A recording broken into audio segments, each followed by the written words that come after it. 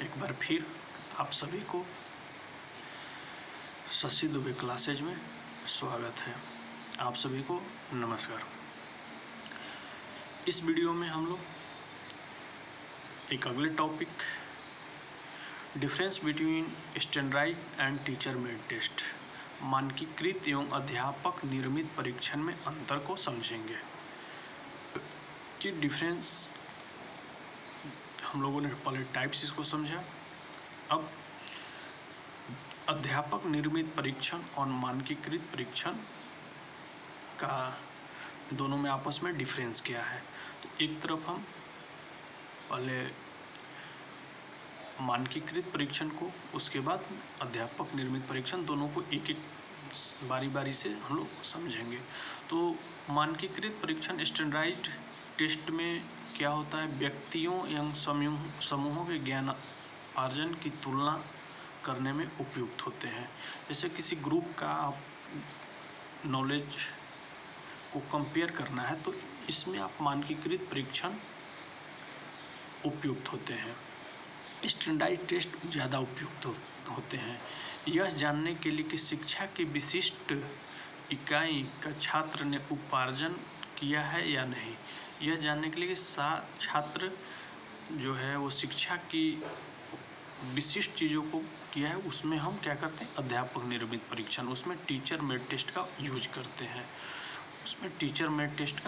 करते हैं। ज्ञान के विभिन्न क्षेत्रों में ज्ञानोपार्जन की तुलना करने में भी उपयोगी होते हैं। जैसे ज्ञान के विभिन्न क्षेत्रों में ज्ञानोपार्जन की तुलना करने में भी उपयोगी होते हैं। किस सीमा तक शिक्षक या शिक्षा के विशिष्ट उद्देश्यों को पूरा किया गया है, ये हम टीचर मेड टेस्ट में कर सकते हैं। उसके बाद विभिन्न कक्षाओं या फिर विद्यालयों की तुलना करने में भी सहायक होते हैं और छात्रों के उनके ज्ञानोपार्जन के आधार पर श्रेणीकरण करने में भी सहायक होते हैं। उसके बाद किसी विशिष्ट समयावधि में छात्र की प्रगति का अध्ययन करने के लिए भी, और इसमें होता है किसी भी छात्र की ज्ञानोपार्जन का मूल्यांकन, इवैल्यूएशन करने के लिए टीचर मेड टेस्ट का हम लोग यूज करते हैं। और इधर आपका स्टैंडर्डाइज्ड टेस्ट में किसी विशिष्ट समयावधि के छात्रों में प्रगति का अध्ययन करने के लिए करते हैं। और स्टैंडर्डाइज्ड टेस्ट में इनका जो फील्ड या क्षेत्र एरिया सारे राज्य या देश तक फैल सकता है, विस्तृत हो सकता है। इनका क्षेत्र एक कक्षा विशेष तक ही सीमित होता है टीचर मेड टेस्ट में। कहने का मतलब जो स्टैंडर्डाइज्ड टेस्ट है उसका एरिया वाइड होता है, काफ़ी लंबा हो सकता है, लेकिन जो टीचर मेड टेस्ट होते हैं उनका जो एरिया या फील्ड वो एक क्लास तक ही या विशेष तक ही सीमित रह सकता है टीचर मेड टेस्ट में। उसके बाद स्टैंडर्डाइज्ड टेस्ट, इनका निर्माण विशेषज्ञों या एक्सपर्टों द्वारा होता है। जो कंस्ट्रक्शन होता है उसमें इनका एक्सपर्ट का सहयोग या सहायता ली जाती है, जबकि जो शिक्षक निर्मित परीक्षण होता है किसी विषय या अध्यापक विशेष तक ही सीमित होता है। उसके बाद जो अगला टॉपिक है, इनका क्षेत्र नॉलेज और स्किल दक्षता तक ही विस्तृत होता है, जबकि शिक्षक निर्मित परीक्षण किसी विषय या अध्यापक से सीमित होते हैं। इसकी विश्वसनीयता एवं वैधता अपेक्षाकृत कम होती है। और मानकीकृत परीक्षण में इनकी विश्वसनीयता एवं वैधता अधिक होती है। उसके बाद इस टॉपिक को समझिएगा। अगर विश्वसनीयता एवं वैधता में हम जब बात करते हैं तो स्टैंडर्डाइज्ड टेस्ट उसमें अधिक विश्वसनीयता होती है और टीचर मेड टेस्ट में थोड़ी सी कम विश्वसनीयता हो सकती है, लेकिन जैसे जैसे टीचर एक्सपर्ट होते हैं, जैसे जैसे उनका एक्सपीरियंस अनुभव बढ़ता है, तो उनका भी विश्वसनीयता काफ़ी अधिक बढ़ जाती है टीचर मेड टेस्ट में भी, टीचर मेड टेस्ट में भी। उसके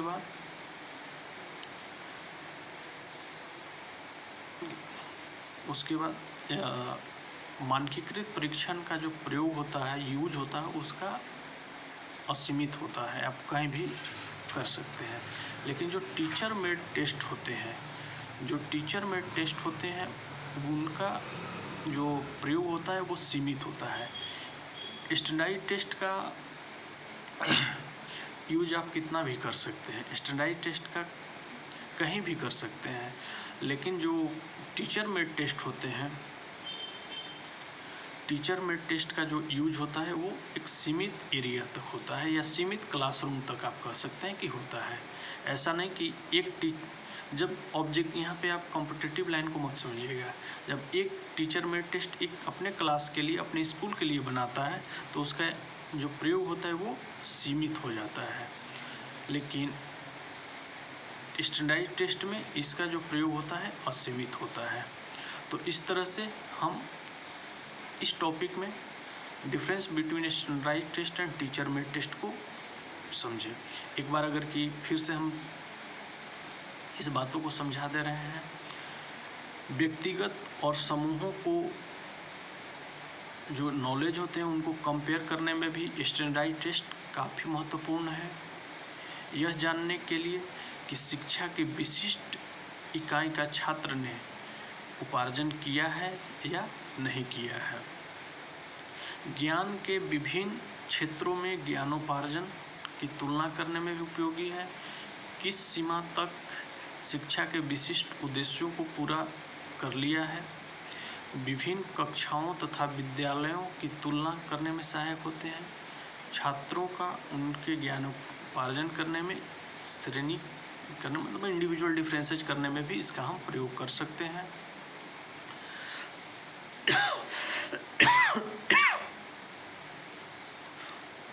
उसके बाद किसी विशिष्ट समयावधि में छात्र की प्रगति का अध्ययन करने में भी इसका प्रयोग किया जाता है।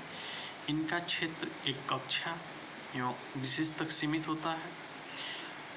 स्टैंडर्डाइज्ड टेस्ट का जो निर्माण होता है वो आपका किसी एक्सपर्ट द्वारा किया जाता है, जबकि शिक्षक निर्मित परीक्षण किसी विषय से संबंधित ही टीचर उसका निर्माण करते हैं। इस बातों को आप ध्यान से समझिएगा कि जो स्टैंडर्डाइज्ड टेस्ट होते हैं उसका कंस्ट्रक्शन या उसको बनाने के लिए आपको एक्सपर्ट की आवश्यकता पड़ सकती है, लेकिन टीचर मेड टेस्ट जो बनाए जाते हैं वो टीचर मेड टेस्ट आपका उसी स्कूल के टीचर बना सकते हैं। उसके बाद इसके पदों का विश्लेषण प्रयोग के पूर्व किया जाता है और इसके जो टर्म होते हैं या पद होते हैं उनका विश्लेषण प्रयोग के बाद किया जाता है। और अगला जो डिफरेंस है आपका स्टैंडर्डाइज्ड टेस्ट में, इसके जो विश्वसनीयता एवं वैधता अधिक होती है और टीचर मेड टेस्ट में इनकी विश्वसनीयता और वैधता अपेक्षाकृत कम होती है। लेकिन ऐसा नहीं है, वैधता टीचर मेड टेस्ट की भी अच्छी होती है। लेकिन जैसे जैसे अब यहाँ पे एक्सपीरियंस टीचर अगर कि किसी क्वेश्चन पेपर को बनाते हैं और कोई फ्रेशर बनाता है तो थोड़ा सा तो एक्सपीरियंस टीचर और फ्रेशर में डिफरेंसेज आपको देखने को मिल सकता है। उसके बाद जो लास्ट टॉपिक है इसका प्रयोग आप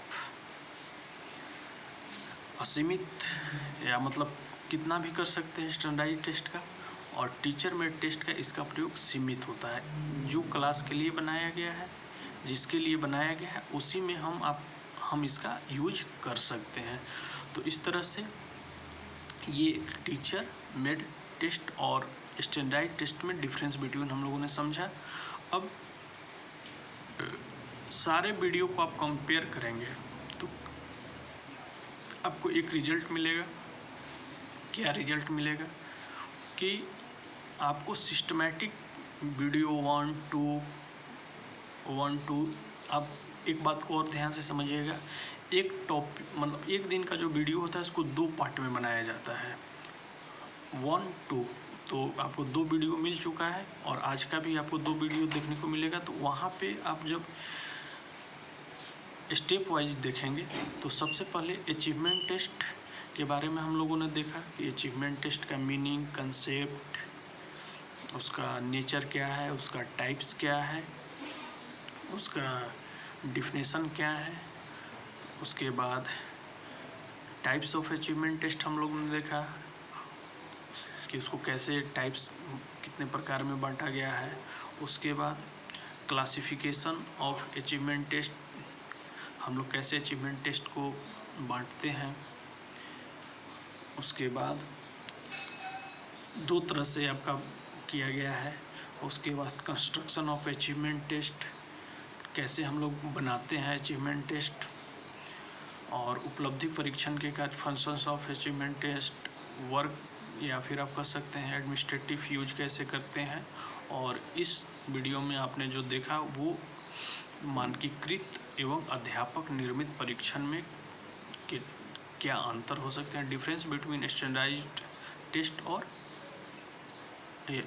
टीचर मेड टेस्ट। तो इस तरह से ये आपका करीब करीब अचीवमेंट टेस्ट का सारा टॉपिक आपका कंप्लीट है। अब हम आगे जो करेंगे वीडियो में उसका सिलेबस के अकॉर्डिंग फिर हम लोग डिसाइड करेंगे कौन सा इसके बाद टॉपिक आ रहा है। तो इसमें किसी भी तरह का कोई कन्फ्यूजन या कोई और एक चीज़ और, आप सभी स्टूडेंट असाइनमेंट बनाना आप सब शुरू कर दीजिएगा। जैसे जैसे टॉपिक वाइज आपको बताया जा रहा है उसी तरह से जैसे जो बात क्लास में हो रही है या फिर जो बात आपको नोट्स में भेजा जा रहा है, जो टॉपिक का वीडियो बनाया जा रहा है उसी के अकॉर्डिंग आप अपना नोट्स असाइनमेंट तैयार करते रहिएगा। और असाइनमेंट से संबंधित किसी भी तरह का कोई भी आपको कन्फ्यूजन होगा तो डायरेक्ट आप टीचर से कांटेक्ट कीजिएगा। आप किसी स्टूडेंट या किसी दूसरे टीचर से कांटेक्ट करते हैं, इसमें होता क्या है कि हम कुछ और बताते हैं, अगला कुछ और बताता है और बनाते आप कुछ और हैं। तो इस तरह से बातें नहीं, आपको असाइनमेंट से संबंधित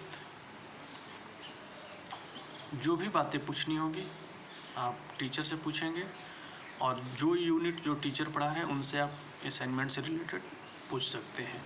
और अगर कि इसके बाद भी आपको कोई दिक्कत किसी भी तरह का हो तो आप पूछ सकते हैं। तो इस तरह से हम लोगों ने पेपर 9 के यूनिट 3 में अचीवमेंट टेस्ट के बारे में आपको कंप्लीट हो चुका है। और इसके बाद हम लोग आगे जो भी टॉपिक सिलेबस में होगा या जो भी सिलेबस में होगा उसके बारे में हम लोग स्टडी करेंगे। और असाइनमेंट से संबंधित या किसी भी तरह का कोई कन्फ्यूजन हो तो आप संपर्क कर सकते हैं।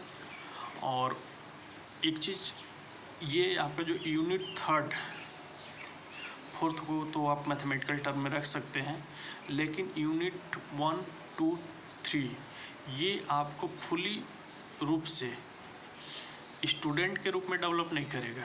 इस बात को आप एकदम ध्यान रखिएगा। पूर्णतः आपको टीचर के रूप में डेवलप करेगा। इसलिए ये यूनिट थोड़ा सा आप ध्यान से पढ़िएगा।